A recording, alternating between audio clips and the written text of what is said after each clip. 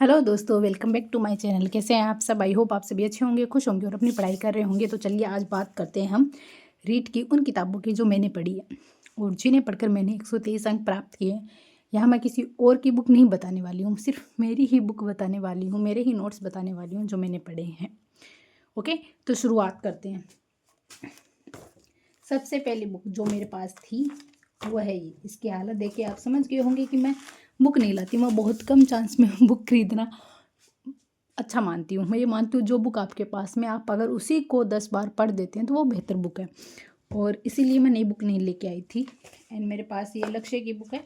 जब मैंने इसको अच्छे से पढ़ लिया था तो उसके बाद मैं ज़रूर अदर कोई छोटी मोटी बुक लेने का प्रयास किया था मैंने, वो मैं आपको दिखाऊंगी।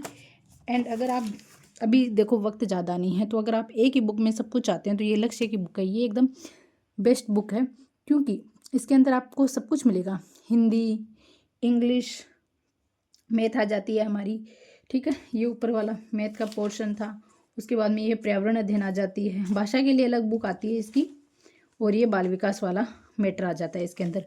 भाषा की बुक के लिए लक्ष्य की ही एक बुक थी एंड शायद वो मैंने किसी दोस्त को दे दी है, तो वो मेरे पास में अवेलेबल नहीं है, ठीक है। उसके बाद में मैंने संस्कृत के लिए, पहले मैंने इंग्लिश लैंग्वेज ली थी जब मैंने इसी बुक से पढ़ा था एंड मैं कोई अच्छा स्कोर नहीं कर पाई थी, तो मैंने स्विच किया था सब्जेक्ट सेकेंड लैंग्वेज को, फिर मैंने संस्कृत ली थी। तो ये संस्कृत की शिक्षण वीडियो की बुक मैं ज़रूर लेके आई थी, तो आप लोग देख सकते हैं। मनोज कुमार मिश्रा की है, ओके।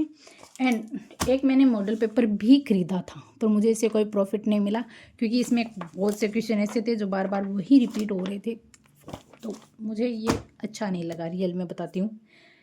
एंड साइकोलॉजी के लिए जो मैंने अलग से बुक खरीदी है वो ये है, धीर सिंह दाबाई की बुक है जो मैंने साइकोलॉजी के लिए थी। और जो पर्यावरण अध्ययन का मैटर लक्ष्य के अंदर था वो पढ़ने के बाद में मुझे थोड़ा सा ना संतुष्टि कम महसूस हुई, तो फिर मैंने एक ये बुक ली, पर ये बुक भी मुझे ज़्यादा अच्छी नहीं लगी, पता नहीं क्यों।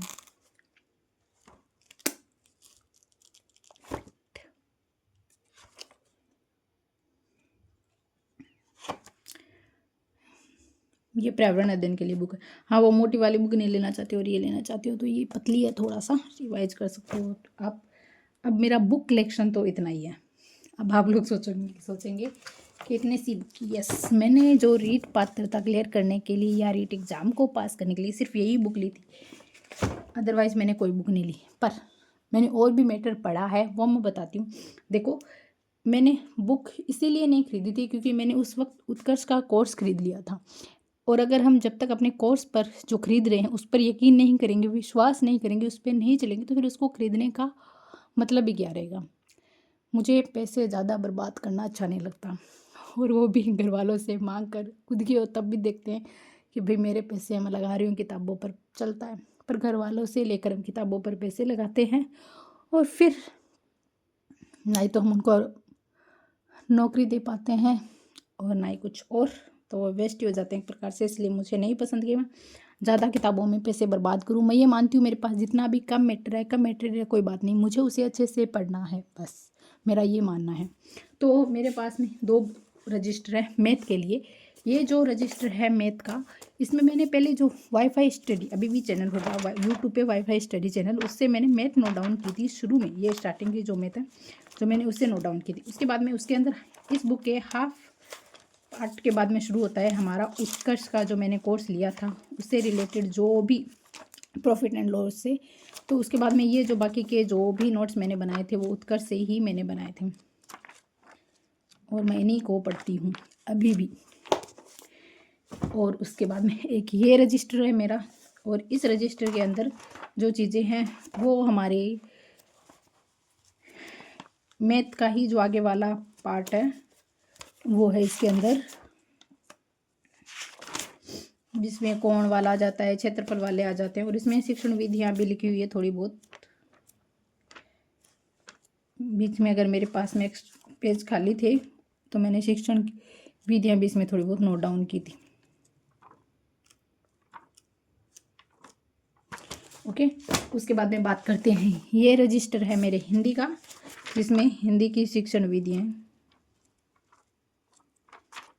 और इसमें एक ही टीचर की शिक्षण विधियाँ नहीं है, अलग अलग टीचर्स की शिक्षण विधियाँ हैं। एक तो उत्कर्ष वाले सर करवाते, उत्कर्ष में जो करवाते थे उन टीचर्स के वो 2 टीचर थे। एक तो सहदेव सर थे, एक और थे जो मुझे याद नहीं आ रहा उनका था। फिर मैंने एक छोटा सा कोर्स लिया था सुमन लता यादव का, सिर्फ शिक्षण विधियाँ थी उसमें, तो उनकी भी जो नोट डाउन की हुई शिक्षण विधियाँ, नोट डाउन करवाई हुई शिक्षण विधियाँ जो मैंने इसमें नोट डाउन की थी। इस प्रकार से ये रजिस्टर पूरा शिक्षण विधियों का है। उसके बाद में बात करते हैं ये वाला रजिस्टर।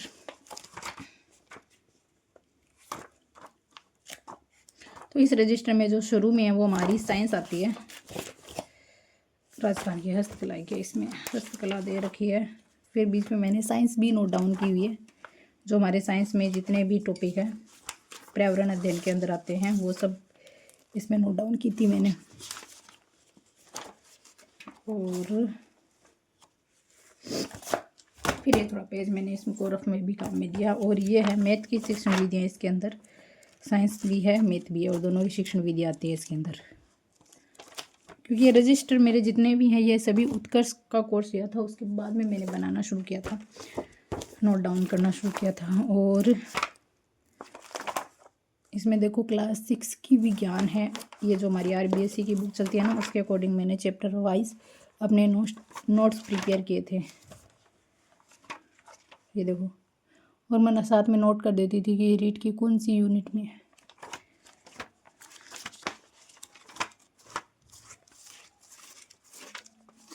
जितना भी वो टीचर करवाते थे उतना मैंने नोट डाउन किया है यहाँ पे।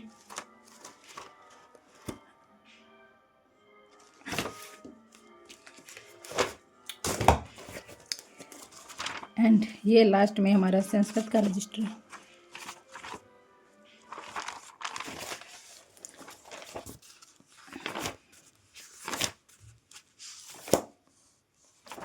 आई होप आज का वीडियो ये आपको पसंद आया होगा। और मेरे पास बस इतना ही मटेरियल था और मैंने इसी से पढ़ाया और इसी से मैंने अपनी रीड को क्लियर कर लिया। यह ज़रूरी नहीं है कि आपके पास में जो फेमस है उन्हीं की बुक होनी चाहिए या उन्हीं के नोट्स होने चाहिए, कोई भी ज़रूरी नहीं। मेरे पास तो नहीं था कुछ भी ऐसा, मैंने तो सिर्फ 1-2 गाइड जो अपनी थी उस वक्त मुझे सजेस्ट किया, जिन्होंने टीचर थे जो भी थे उन्होंने जो बताया मैं वो लेके आ गई। और फिर मैंने कोर्स लिया था, उसके अंदर उन्होंने जो लिखाया वो मैंने नोट डाउन किया और उन्हीं को पढ़ा। बस इन्हीं को मैं बार बार रिवाइज करती गई, पढ़ती गई, तो हर एक सब्जेक्ट वो अपने आप ही स्ट्रॉन्ग हो गया। अदरवाइज आप भी अलग अलग मैटर को लेके पढ़ेंगे तो कुछ भी नहीं होगा। आपके पास जितना भी मैटर है वो सफिशिएंट है, ये मान के चलो वो ही है, उसी में से सब कुछ आएगा।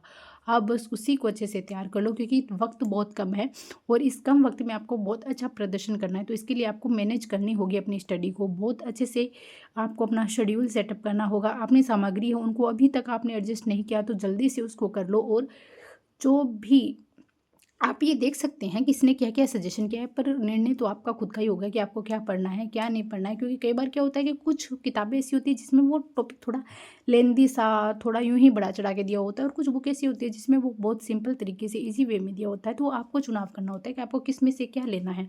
हम सजेशन दे सकते हैं कि आप ये पढ़ सकते हो, आप वो पढ़ सकते हो, निर्णय सिर्फ आप ही का होगा और वो आपकी बेहतरी के लिए है। तो आपको ही निर्णय करना चाहिए, मुझे नहीं लगता आपको किसी और पे डिपेंड रहना चाहिए।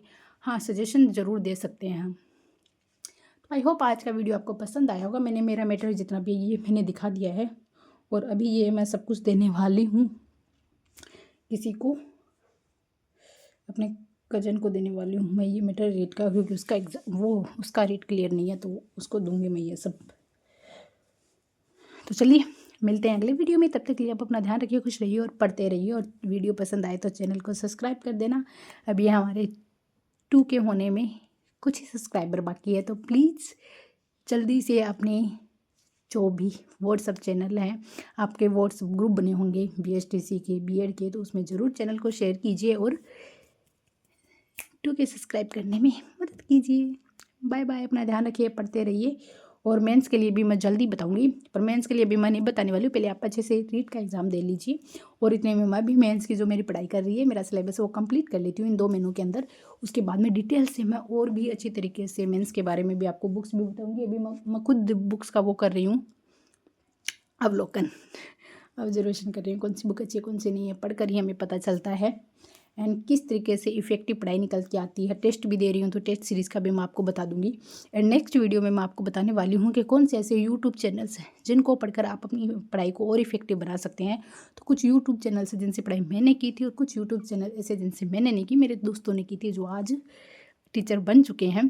तो वहाँ से भी मैंने उनकी भी लिस्ट ली थी। तो उस तरीके से मैं आपको एक अच्छी सी लिस्ट बना के दे दूँगी वाईटी पर। अगर आपने कोई कोर्स वगैरह नहीं ले रखा है एंड वाईटी पे आप पढ़ना चाहते हैं तो यूट्यूब पे जो भी चैनल्स होंगे उनकी लिस्ट दे दूँगी। आप वहाँ से अपने मटेरियल हो उनको कवर कर सकते हैं, शिक्षण वीडियो को पढ़ सकते हैं, इंग्लिश हिंदी लैंग्वेज होगी उनको पढ़ सकते हैं, मैथ को पढ़ सकते हैं, वो मैं आपको बता दूँगी।